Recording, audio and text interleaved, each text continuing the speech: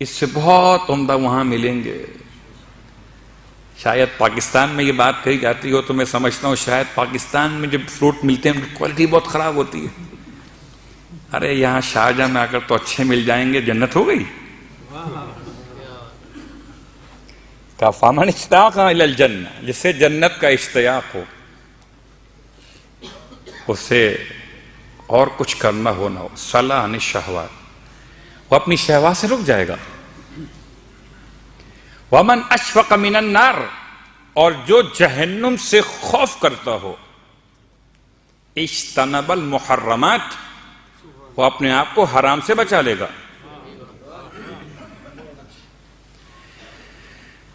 اور جو شخص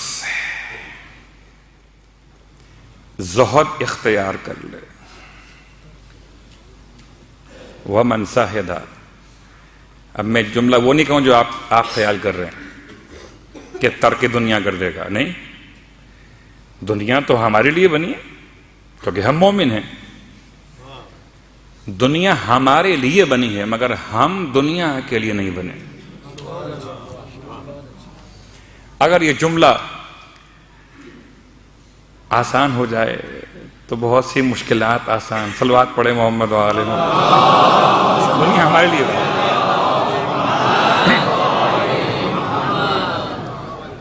مگر ہم دنیا کے لیے نہیں بنے. ٹھیک، تو اب ترجمہ جو لوگ کرتے ہیں زہد کا مطلب ترک دنیا. امام فرماتے ہیں وَمَنْ زَهِدَ اسْتَهَانَ بِالْمُصِیبَاتِ، کہ جو زہد اختیار کر لے اس کے لیے مصیبتیں بہت ہلکی ہو جاتی ہیں. اس کے لیے مصیبتیں بہت ہلکی ہو جاتی ہیں. زہد کا مطلب یہ ترک دنیا مخصوص نہیں ہے بلکہ مصیبتوں کا ویٹ کم ہو جاتا ہے. وہ مصیبتوں کو ایسے ہنس کر سہتے ہیں جسے مصیبت نہ ہو، ورنہ تو راحت بھی مصیبت ہے. دلیل دوں آپ کو، بڑی پریشانی ہوتی ہے اگر کوئی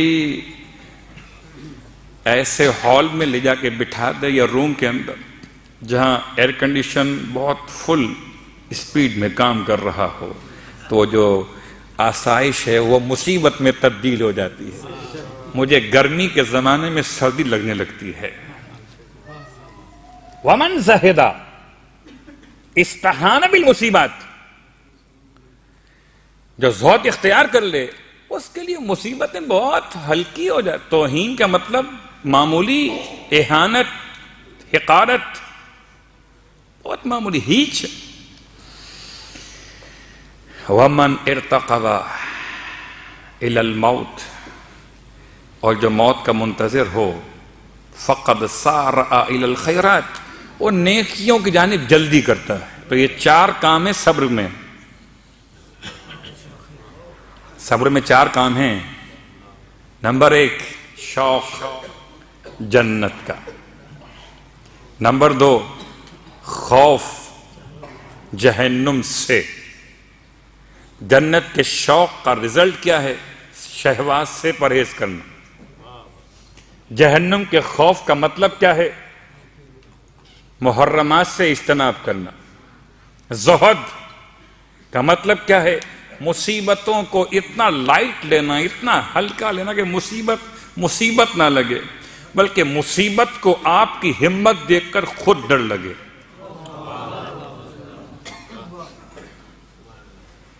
اب شاید اس موضوع پر پھر وہ کہ کربلا میں موت چھپتی پھرتی تھی اور عاشقان حسین ڈھونڈتے پھرتے تھے بھائی کہاں. یہ ان کے لیے جملہ کہا گیا جو موت کو مصیبت سمجھتے ہیں. صلوات پڑھے محمد و آل محمد.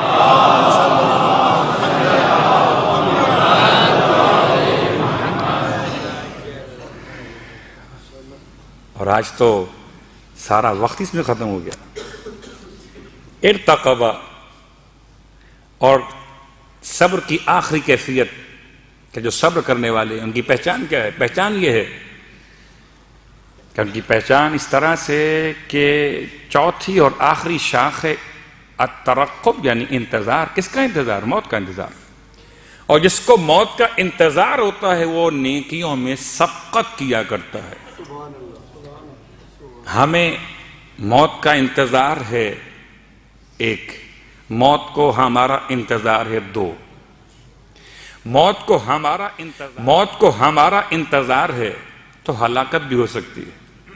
ہمیں موت کا انتظار تو خالی شہادت ہی ہوگی. ٹھیک. اور اس کے بعد دوسری روایت شروع کروں تو بات شاید آگے بڑھے، لیکن صرف ایک جملہ آج روایت کو چھوڑتا ہوں، کل کی بات شاید زندگی رہی تو بیان کریں گے. صرف ایک جملہ سن لیجیے. آج مولا متقیان علی ابن ابی طالب علیہ السلام کا ایک اور جملہ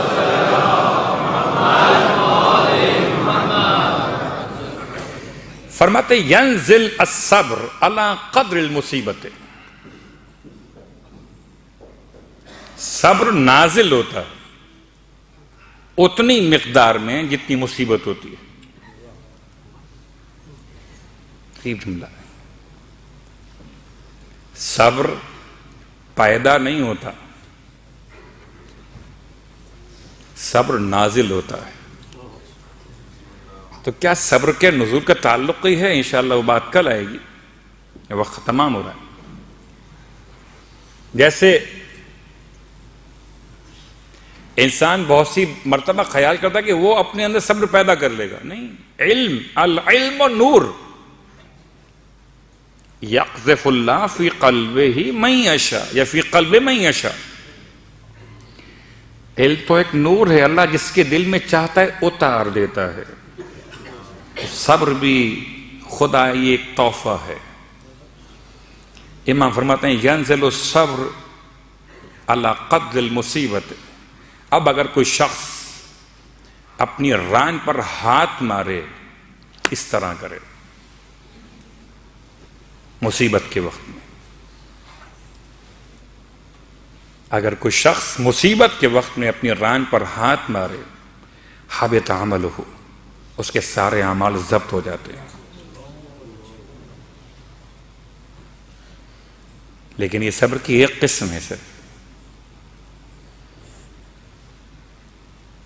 اور کربلا سے ہمیں اور آپ کو جو پیغام ملا وہ صبر کی تینوں اقسام یا صبر کی چار اقسام یا صبر کی دو قسمیں، روایت الگ الگ، آیات الگ الگ. کربلا کے میدان نے اس طرح پیغام کو مکمل کیا. اب ایک بات یاد دلا دوں آپ کی خدمت میں کہ شاید کوئی اس کو یہ محسوس نہ کرے کہ یہ ہاتھ مارنے والی روایت کہاں سے آ گئی. میری اور آپ کی گریہ اور ماتم کا جو عنوان ہے وہ نہیں ہے جو مصیبت پر انسان کا اپنے آپ کو پیٹنا ہوتا ہے. سمجھ کر ماتم کیجیے گا تو بہت لطف آئے گا. سمجھ کر ماتم کیجیے، لطف بہت آئے گا. ماتم کرتے کیوں ہیں؟ کہ ہم اس دن کربلا میں نہیں تھے کہ جس دن امام پکار رہے تھے. ہے کوئی؟ اگر اس دن کربلا میں ہوتے قسم بخدا ماتم نہیں کرتے، جان قربان کرتے. اور جس دن جان قربان کرنے کی باری آئے گی تو ماتم نہیں ہوگا، پھر جان قربان ہوگی. ان دو کے درمیان کا زمانہ یہ زمانہ ماتم ہے. کبھی سوچئے گا سینے پر ہاتھ مار کر، اور بڑے عجیب سا وہ منظر ہوتا ہے کہ آپ کسی کا نام نہیں لیتے. کسی امام کی تاریخ شہادت ہو، کسی امام کے واقعات بیان ہو، مگر جب ماتم ہو تو حسین کا نام. سینے پر ہاتھ مارتے ہیں، یا حسین، یعنی آقا یہ جو ماتم کر رہا ہے نا، یہ اس دن نہ ہونے پر اپنے آپ کو پیٹتا ہے. اس دن کیوں نہیں تھا؟ جب چھوٹے چھوٹے بچے گھبرائے ہوئے تھے، جب بیویوں کے چہروں پر خوف و ہراس طاری تھا، جب امام بار بار فرماتے تھے کوئی ہے تو خدا کے رسول کے حرم کی حفاظت کر لے، اجرکم اللہ۔ ماتم دارو،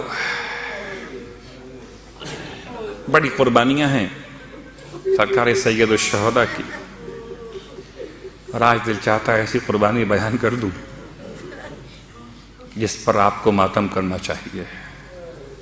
ایسے تو امام کی ہر قربانی جو ایسی ہے کہ ہمیں ماتم کرنا چاہیے کہ کاش ہم قربان ہو جاتے اور 6 مہینے کا اصغر شہید نہ ہوتا، کاش ہم قربان ہو جاتے، زینب کے لاڈلے نہ مارے جاتے۔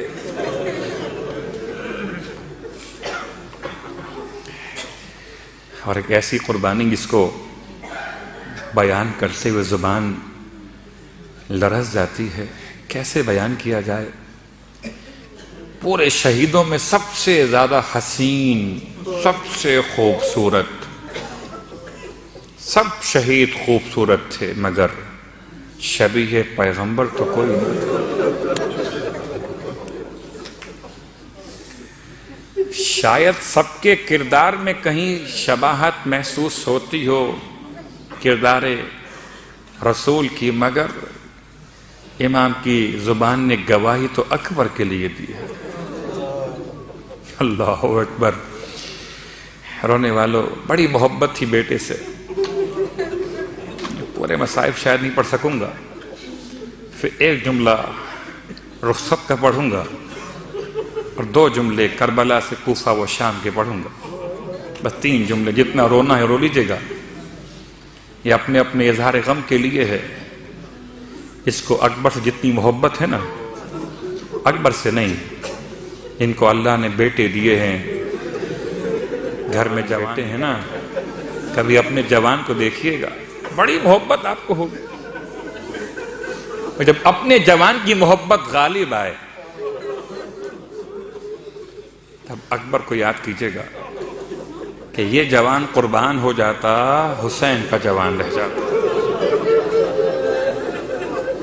کربلا معلیٰ میں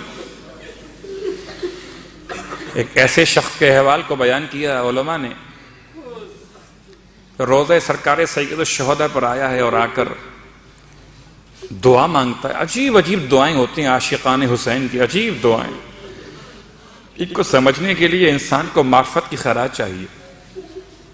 وہ آ کر دعا مانگتا ہے، زری کو تھام کر، پروردگار تجھے آقا حسین کا واسطہ مجھے بیٹا عطا کر دے۔ تو یہاں تک تو دعا تو عام ہے، لوگ مانگتے ہی ہیں، مگر پھر کہتا ہے پروردگار بیٹا جب 18 سال کا ہو تو مر جائے، میری منت کے 2 حصے،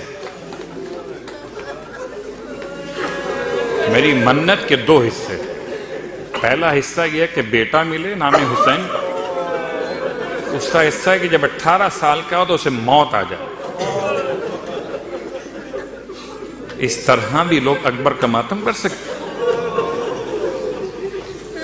علماء نے اس کے حال کی تحقیق کی کہ اس کی دعا پوری ہوئی کہ نہیں ہوئی۔ دعا پوری کیوں نہ ہوتی، اس مقام پہ کھڑا ہو کے مانگ رہا تھا، یا خدا خود چاہتا ہے کہ اس سے مانگا جائے۔ اللہ اکبر، اتنا دیا حسین نے نام خدا پر کہ خدا خود چاہتا ہے کہ کوئی ہے جو حسین کی قبر پہ کھڑے ہو کے مجھ سے مانگے۔ اگر ساری دنیا اپنی ساری حاجتیں قبر حسین پہ مانگے تب بھی خدا انکار نہیں کرے گا۔ اجرکم اللہ۔ بیٹا ہو گیا، اور جب نام حسین پہ ملا تو کتنا حسین بیٹا ہوگا۔ بہت آسان ہے منت ماننا، پوری ہونا بڑا مشکل ہوتا ہے۔ اس نے بڑی محبت سے آغوش میں اسے پالا، پرورش کیا، پروان چڑھایا۔ علماء لکھتے ہیں کہ جب اس کا بیٹا بڑا ہوتے ہوتے ہوتے ایک زمانہ ایسا ہے کہ 18 سال جس دن چاند کے لحاظ سے مکمل ہوئے، ہمارے یہاں تو سالگرہ مناتے ہیں نا، جب سال مکمل ہوتا ہے اس کی یاد میں، 18 سال مکمل ہوئے تھے، اور کوئی دور دور تک آثار نہیں تھے بیماری کے۔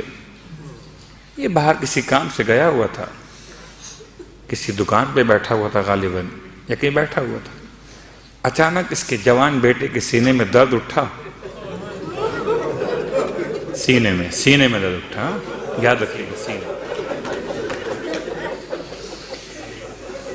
اور ختم ہو گیا، مر گیا۔ لوگ بڑے پریشان گھبرائے ہوئے کہ بوڑھے باپ کو کیسے خبر دیں گے۔